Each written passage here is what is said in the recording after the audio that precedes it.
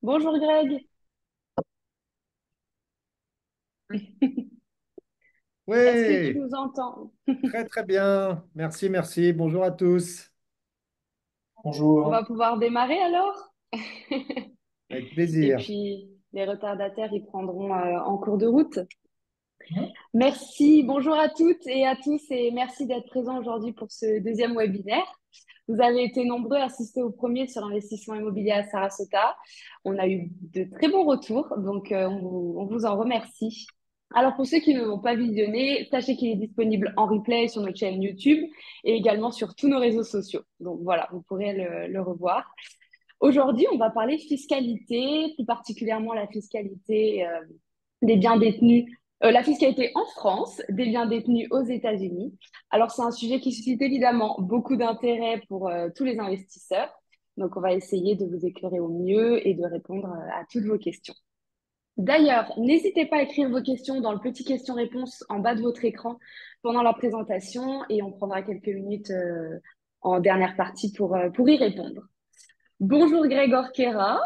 Greg, on ne vous présente plus, vous êtes spécialiste de l'investissement immobilier à Sarasota et donc broker chez Orkera Florida Investments. Bonjour Eric, administrateur de biens depuis qui a coupé son micro, administrateur de biens depuis plus de 30 ans en région parisienne et aujourd'hui vous passez une grande partie de l'année à Sarasota. C'est un plaisir de vous avoir avec nous. Bienvenue à notre invité du jour, Stéphane Imberlin, spécialiste de la fiscalité. Bonjour et merci d'être avec nous aujourd'hui. Vous êtes expert comptable en France au sein de CE Group. Alors, est-ce que vous pouvez vous présenter et présenter CE Group? Bonjour Manon, avec plaisir. Donc, je suis, comme vous l'avez dit, expert comptable depuis maintenant 25 ans.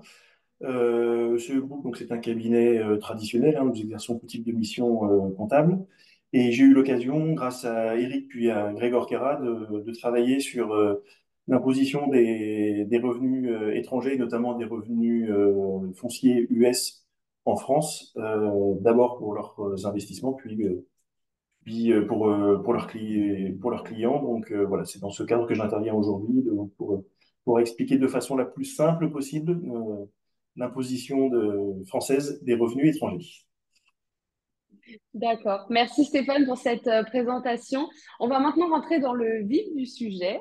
Alors Stéphane, pouvez-vous nous dire quels sont les principes de base des revenus à l'étranger?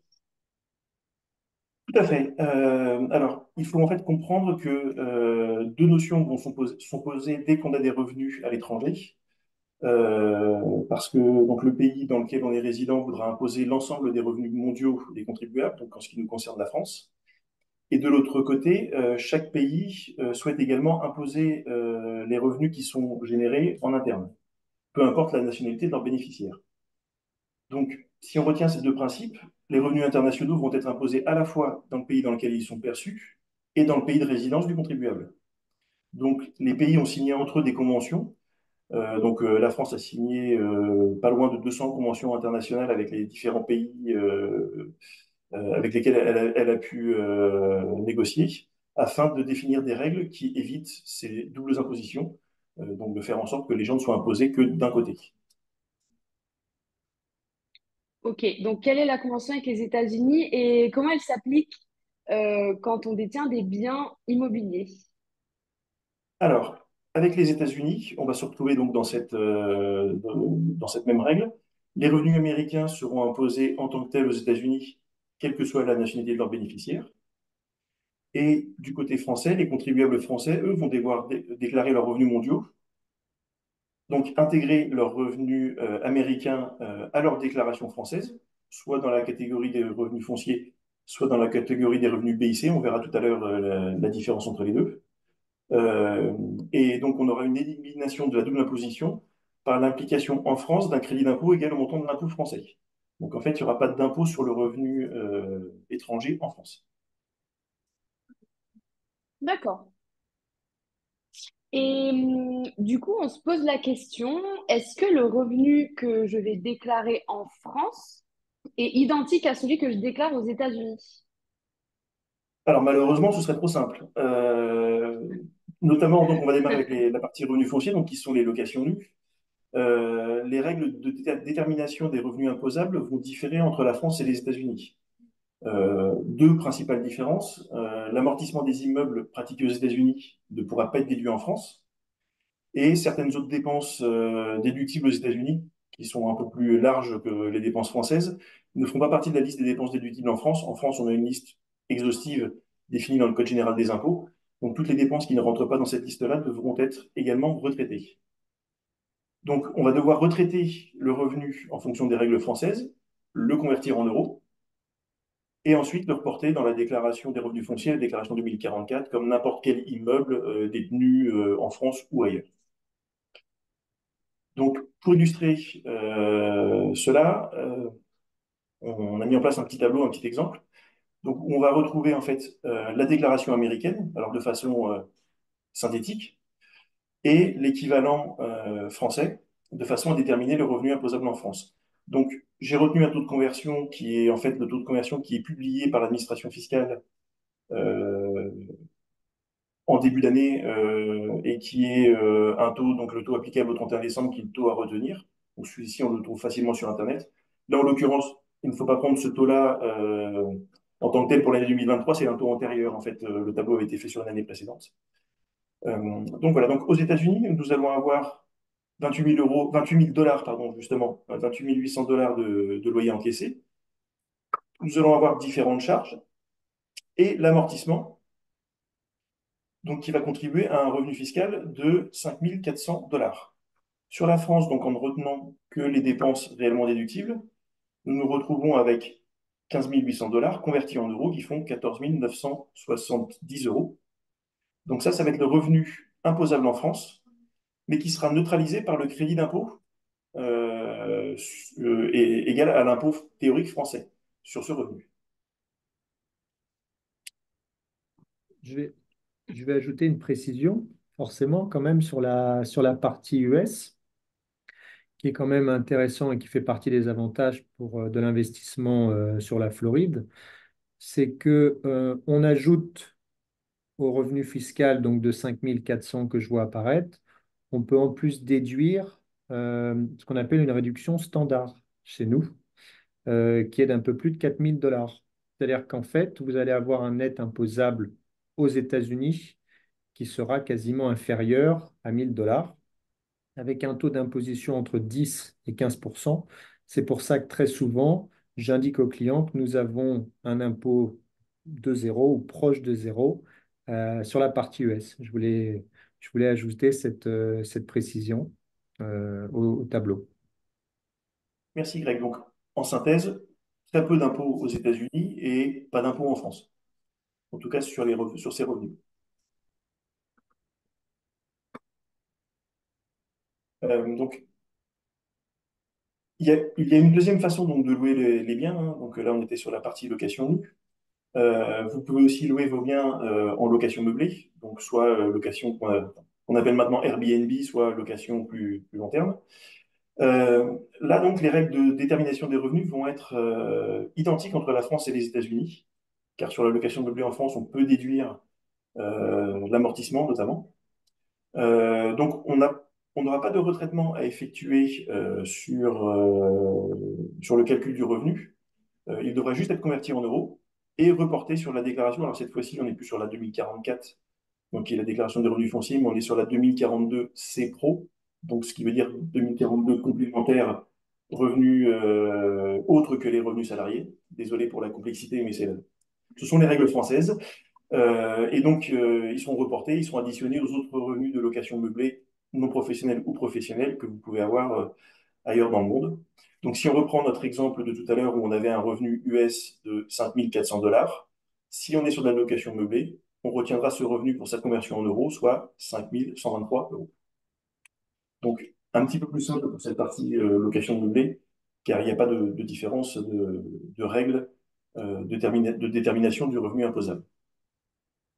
D'accord, très bien.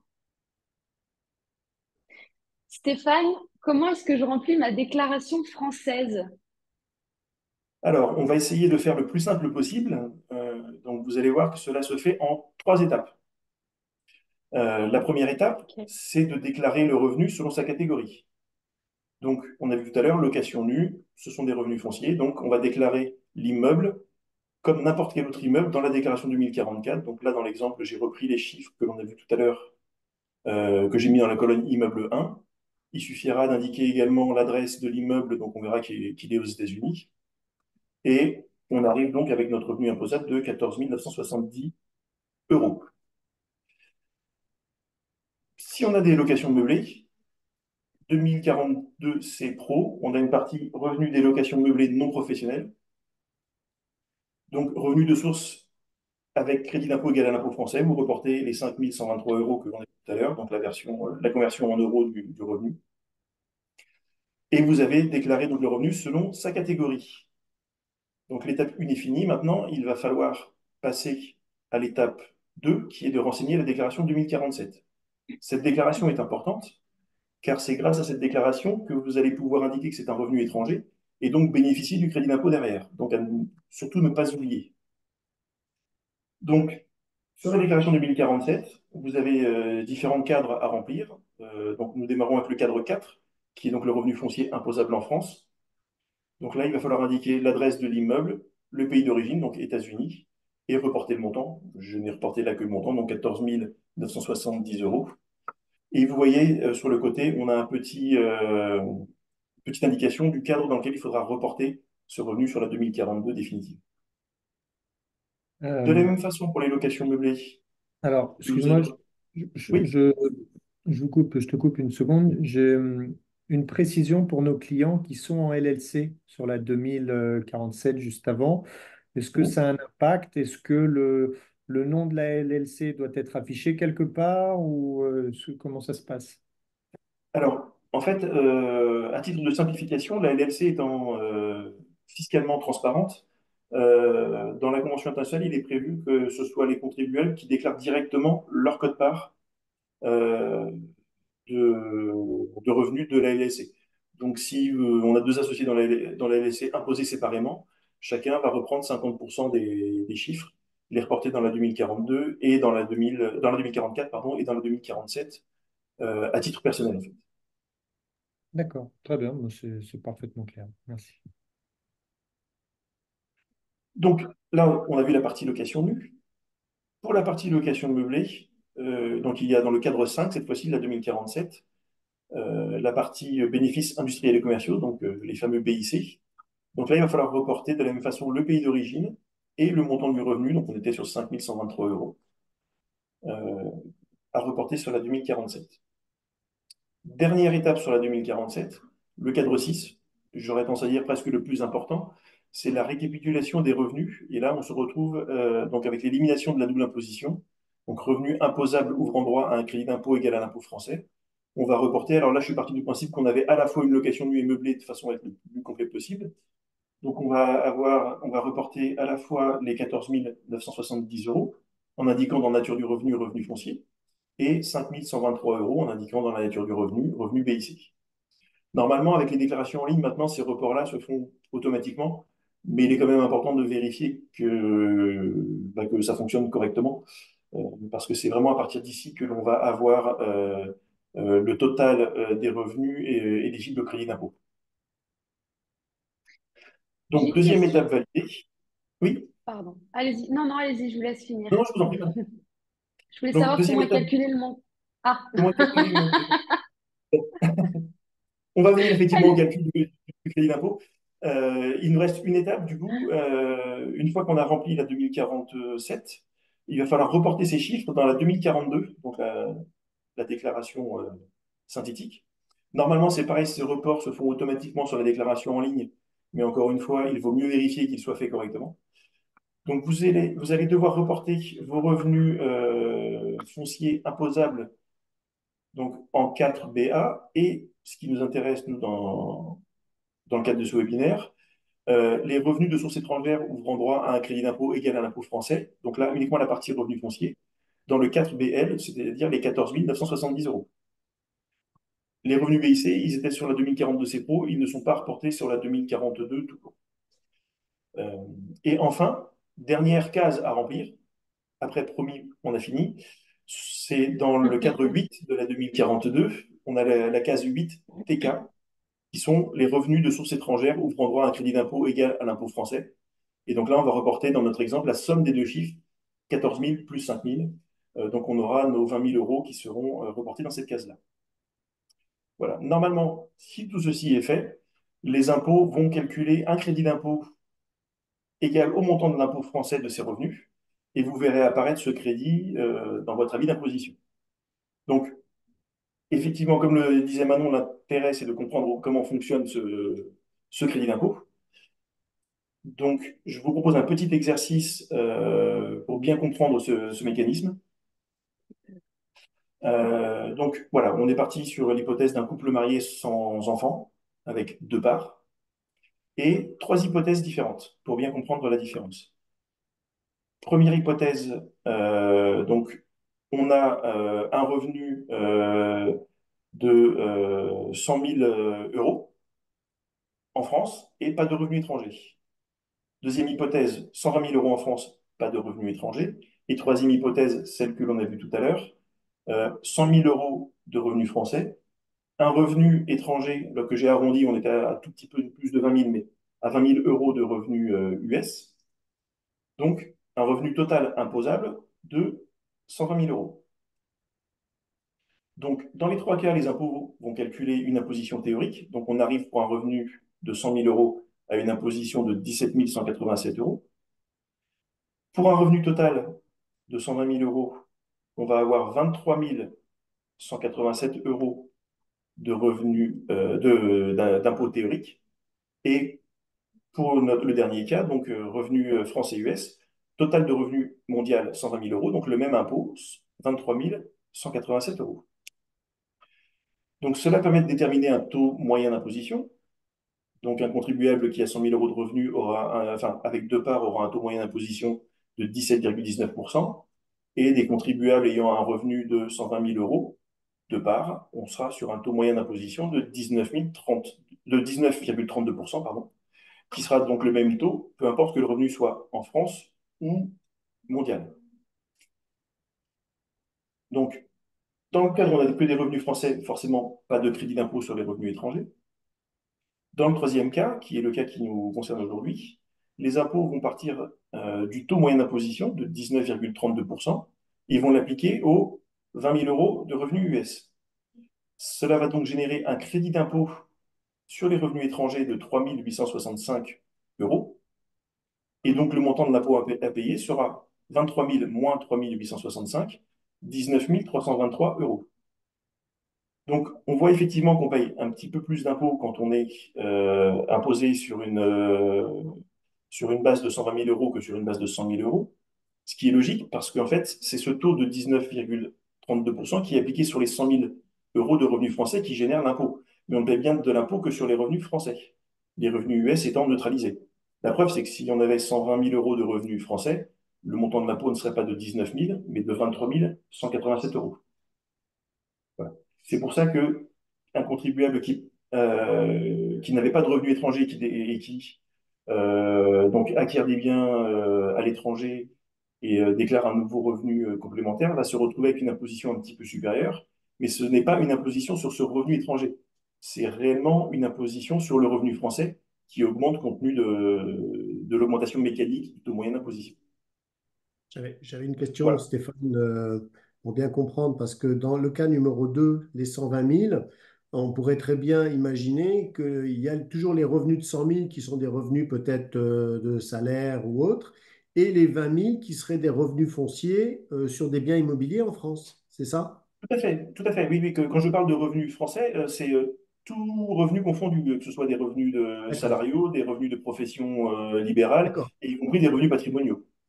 Donc en fait, ce serait une comparaison effectivement entre un investissement immobilier avec des revenus fonciers en France de 20 000 et le même investissement fait aux États-Unis. On voit bien qu'il y a un gain assez important au niveau de l'impôt à payer. Ok, Sans merci. compter qu'on s'est arrêté sur l'impôt sur le revenu. Sur un revenu foncier en France, on a aussi 17,2% de prélèvements sociaux qui vont venir s'ajouter que l'on n'aura pas sur le revenu américain. Oui. Ah oui, Voilà, ça c'est vous uniquement n'avez- l'impact impôt sur le revenu. d'accord, que vous n'avez pas évoqué dans votre tableau, mais qui viennent se rajouter. Par exemple, sur H2, on aurait une imposition supplémentaire Sur les 20 Si 000. on, si De on quel avait 20 ordre? 000 euros de revenus fonciers, effectivement, on aurait 17,2% d'imposition sur les 20 000 euros de revenus fonciers, qui sont des Oui, revenus patrimoniaux, d'accord, merci pour la et qui précision. aujourd'hui sont exclus par la Convention internationale. Les revenus US sont exclus de la base imposable aux prélèvements sociaux en France, pour le moment encore. Merci Stéphane.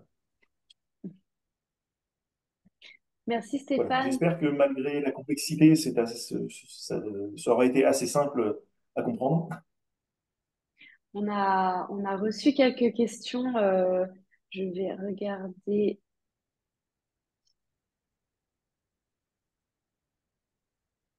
Comment les fonds apportés et les dépenses faites avec la carte sont comptabilisés? Alors, si vous faites effectivement des dépenses avec la carte bleue de la LLC, on va distinguer les dépenses selon leur nature. Si ce sont des dépenses qui sont vraiment liées à l'activité de location, bah, elles seront déductibles en fonction des différentes cases que l'on a pu voir tout à l'heure. Si à l'inverse, ce sont des dépenses qui n'ont pas de rapport avec la détention du bien, bah, elles seront comptabilisées comme si c'était des prélèvements personnels, donc dans ce qu'on appelle le compte courant d'associé de la LLC. Donc ça, c'est des règles qui sont assez internationales pour le coup, de partir du principe qu'une dépense qui n'est pas déductible parce qu'elle n'est pas dans l'intérêt de la structure, et du coup une dépense personnelle, donc comme un prélèvement direct de trésorerie dans la société. Hmm. D'accord. Oui, je confirme que c'est en effet la même chose sur les US. La réponse est la même. Nous, bon, quelques avantages en plus, par exemple, c'est qu'on va pouvoir déduire un billet d'avion par an et une location de voiture ou ces choses-là. Mais en tout cas, sinon, la réponse, c'est la même. Ouais. Voilà. En sachant qu'effectivement, ce billet d'avion et cette location de voiture feront partie des dépenses non déductibles en France et donc devront être Ça, retraitées. chance. Le fisc est beaucoup moins généreux. Pour ça que je le précise quand même, sur la Ah partie oui. US, ils sont un peu plus souples, c'est évident. Voilà. Alors, d'ailleurs, n'hésitez pas si vous avez des questions à le mettre dans le Q&R en bas de l'écran. J'ai une autre question, il me semble qu'on l'a déjà vue.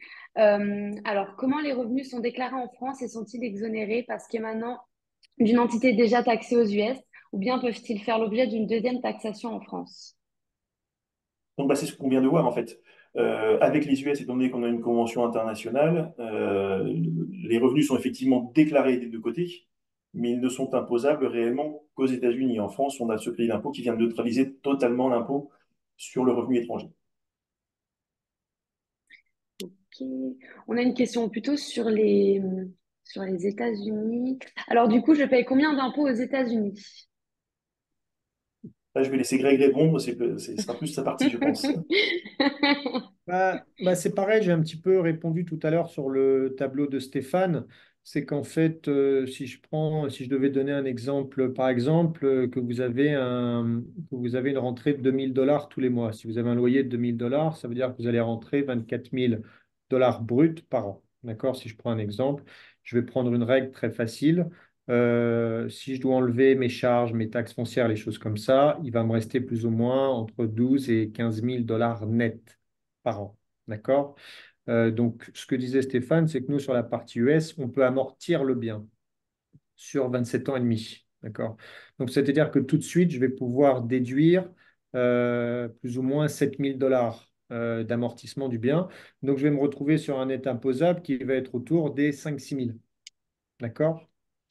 Et sur ce net imposable de 5 000 à 6 000, je vais avoir en plus, et ça c'est la particularité de la Floride, une réduction standard supplémentaire d'un peu plus de 4 000 $ qui s'applique.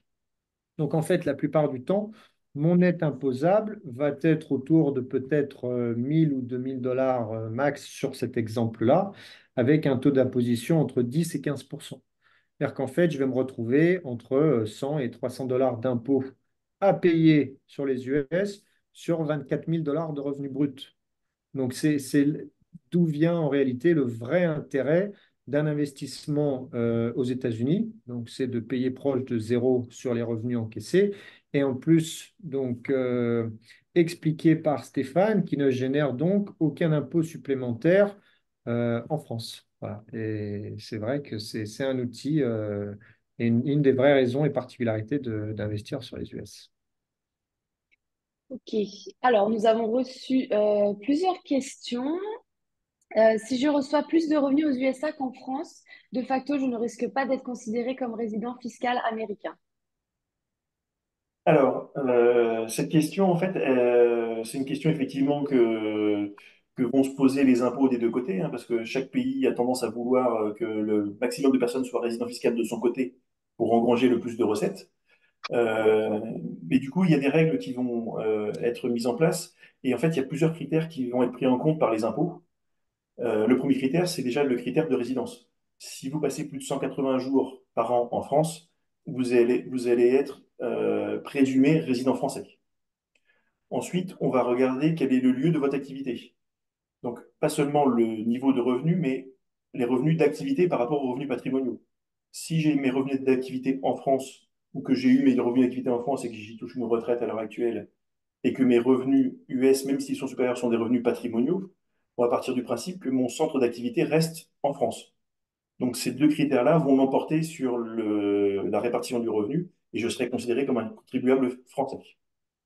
Euh, voilà. À l'inverse, si je passe plus de 180 jours par an aux États-Unis, les Américains vont considérer que je suis résident fiscal américain euh, et, euh, et vouloir donc que le revenu mondial soit imposé aux États-Unis. Donc le premier critère, ça va vraiment être ce critère de résidence et d'intérêt économique avant le montant des revenus. D'accord, merci Stéphane.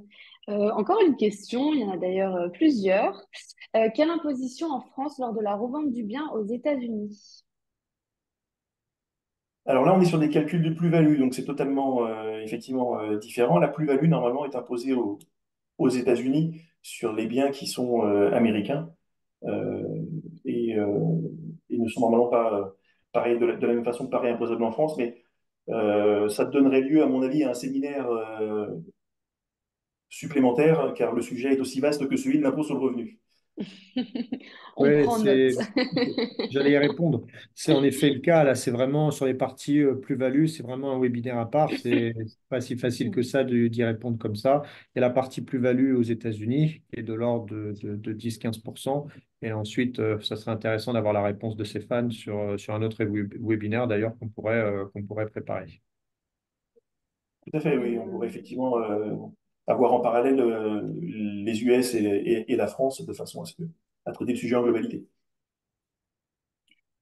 Le fisc US transmet-il les informations fiscales au fisc français? Alors, pour l'instant, de mémoire, c'est encore un peu à sens unique. C'est plus le fisc français qui communique avec le fisc américain. Les échanges de données, en fait, aujourd'hui, elles se font non pas sur les revenus. En fait, les déclarations ne sont pas échangées. Ça va plutôt être les détentions de comptes bancaires ou d'informations comme cela. Mais effectivement, on commence à avoir des échanges bilatéraux mais pas qu'avec les États-Unis, en fait, hein, avec, je dirais, l'ensemble des pays occidentaux et de tous les pays qui souhaitent lutter contre l'évasion fiscale en commun. Voilà. Est-ce que l'agence qui nous adresse le tableau récapitulatif servant de base à la déclaration des... Oh là. Est-ce que- est-ce l'agence qui nous adresse le tableau récapitulatif, excusez-moi, servant de base à la déclaration des revenus français? Alors, on va plutôt se baser, enfin, en tout cas, moi, dans mon cas, je préfère me baser sur la déclaration fiscale de la LLC, euh, car le tableau de l'agence est plutôt normalement un tableau, je dirais, indicatif d'aide au remplissage de la déclaration. Mais étant donné que le travail aura été fait par un expert comptable aux États-Unis de remplir la déclaration fiscale US, il est beaucoup plus prudent de récupérer cette déclaration. Et notamment, c'est ce qui fera foi si on avait une demande du fisc en France et de justifier en fait les calculs que l'on a fait. Donc voilà, plutôt les documents de l'expert comptable que les documents de l'agence. Et donc voilà, je précise qu'en effet, c'est un expert comptable américain qui prépare la déclaration fiscale aux US sur les revenus fonciers américains. Donc c'est un webinaire qu'on vient de faire. Donc on travaille avec plusieurs cabinets comptables francophones, pour la plupart basés sur Miami, et c'est eux qui préparent donc tous les ans la déclaration fiscale américaine, donc des revenus de la LLC, et c'est cette déclaration fiscale ensuite qu'on transfère directement, ou que le comptable, très souvent, transfère directement, soit au client, soit à l'expert comptable français du client. Donc là, en l'occurrence, Stéphane, qui représente certains de nos clients, on lui envoie la déclaration fiscale américaine pour qu'il puisse préparer la fiscalité, la déclaration française des revenus en France. Voilà. D'accord, merci pour cette précision. On a une dernière question. Est-il possible d'investir via une société française, commerciale ou SCI par exemple? Alors, moi, je vais parler du côté français, hein, je laisserai Greg répondre sur le côté américain. Pour moi, ça ne me semble pas être une bonne idée d'investir en direct via une société française. Et surtout, ça ne changera pas grand-chose, étant donné que cette société française, si elle a un bien aux États-Unis, devra déclarer un établissement stable aux États-Unis. Et c'est du coup cette SCI française qui devra faire une déclaration fiscale aux États-Unis avec une compta américaine pour, je dirais, son établissement US qui correspondra au bien qu'elle a aux États-Unis. Donc, je pense que c'est plus simple de passer par une société de droit américaine, en tout cas, moi, de mon point de vue français.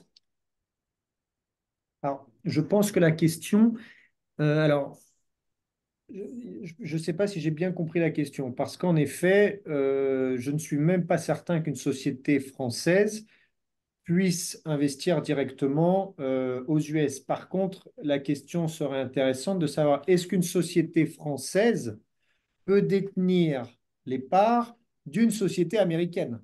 Elle est là un petit peu la question. Là, dans ce cadre-là, c'est tout à fait possible, effectivement. On va par contre, on risque de ne plus rentrer dans ce mécanisme, par contre, de l'impôt sur le revenu, compte tenu de l'interposition des sociétés. Et on sera plus peut-être dans un mécanisme de calcul à l'impôt sur les sociétés. Après, tout dépend du type de société qui détient la société américaine. En tout cas, je confirme qu'on a en effet nos des clients français. Alors là, ça peut bien sûr être un peu différent et on renvoie aussi vers un comptable spécialisé américain. Mais nous avons en effet des clients qui ont investi les fonds d'une SCI française et c'est cette SCI française qui détiennent les parts de la LLC américaine. Donc en tout cas, c'est parfaitement possible. On a des clients qui l'ont fait. Voilà. Voilà. Mais par le biais d'une société, enfin, en fait, la société française investit dans une société américaine et pas en direct. Voilà, exactement, tout à fait. C'est-à-dire qu'elle a des fonds, par exemple une holding française peut très bien effectivement investir dans une société aux États-Unis et virer des fonds de façon à faire un investissement. Ça, tout à fait, oui, oui, tout à fait. Mais voilà, mais on sera plus, a priori, dans le cadre de l'impôt sur le revenu, surtout, enfin, sauf si c'est une holding effectivement transparente fiscalement. Mais voilà, là, on va compliquer un peu le fonctionnement par rapport à ce que l'on a pu voir là, qui était l'impôt sur le revenu en tant que tel. On est plus dans une stratégie patrimoniale un peu plus Oui, on ne complexe. bénéficie plus du Voilà. crédit d'impôt, on ne bénéficierait plus du crédit d'impôt de la convention, en fait, puisque là, on serait plus Alors, sur du revenu foncier à titre personnel, c'est ça? après, là, ça va compliquer effectivement un petit peu la situation, mais tout va dépendre de quelle est la société qui investit. Est-ce que c'est une société qui est elle-même transparente fiscalement en France ou est-ce que c'est une société imposable à l'IS en France? Euh, et, euh, et là, ça va changer un tout petit peu la règle euh, de fonctionnement. Mais c'est effectivement possible, voilà, mais c'est une stratégie un peu plus personnalisée à mettre en place. Oui, et puis vous contacter éventuellement pour avoir des précisions supplémentaires. C'est peut-être aussi une option. Oui, voilà, tout à fait, oui. Cool. OK. Bon, c'était la dernière question. Merci Stéphane pour votre intervention bien complète sur la fiscalité.